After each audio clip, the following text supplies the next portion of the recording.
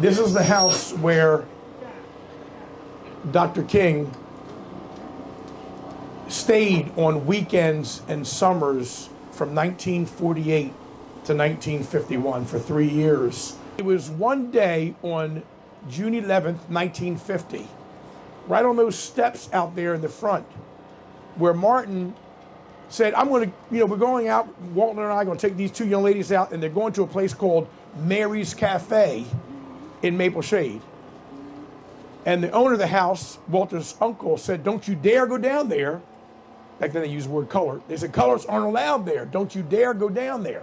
And Martin made a very significant statement. He said, if you're telling us that we're not allowed to go there, that's why we should go there, so we can go anywhere. And they sat down at the table, waiting for the person to come over and serve them like they were serving everyone else.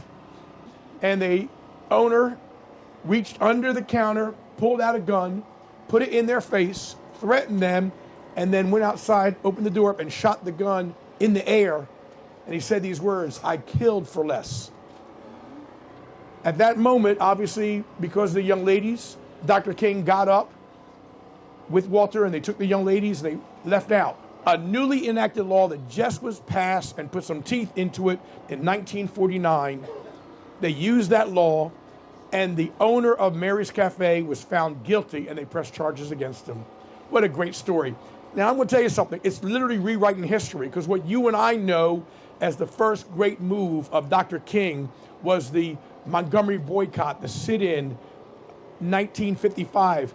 In reality, this is rewriting history, because the very first sit-in, the nonviolence of Dr. King, bringing in the nonviolent move along with the law, putting it together, happened right here in the city of Camden, planned right here, and it was actually at Mary's Cafe that sparked him. Years later, before a Senate subcommittee, Dr. King was asked the question, what caused you to walk down this road and be the kind of great civil rights leader you are? And he made reference to this case right here, June 11th, 1950, that sparked him. Tonight will be done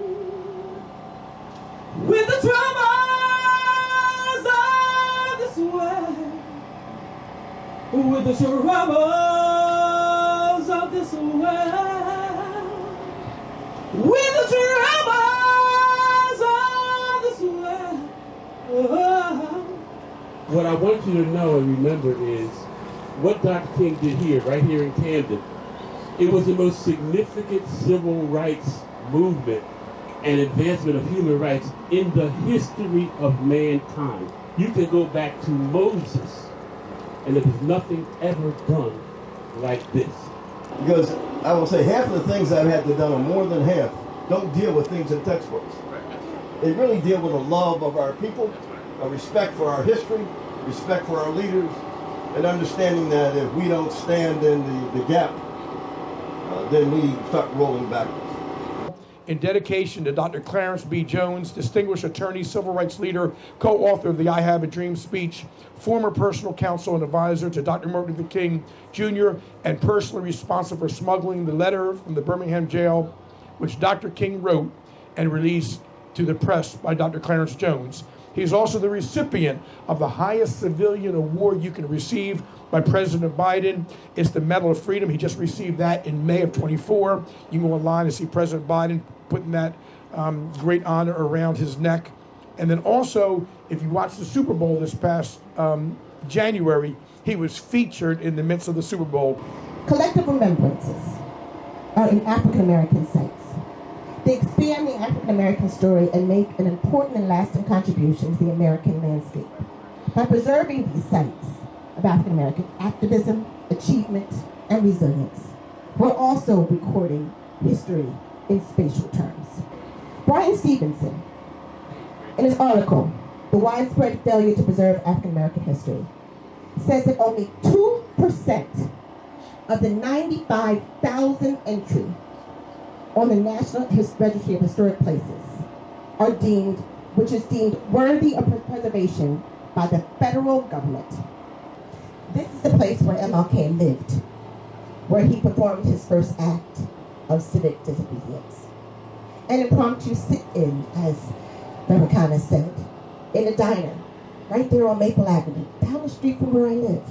As much as we're going to volunteer and help Pastor Khan and help this project come to life, we need to be seeing the history in our backyards in all of our communities. Amen. Beautiful.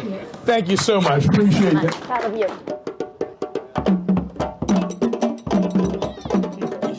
We can do the shovel right now while they're doing that.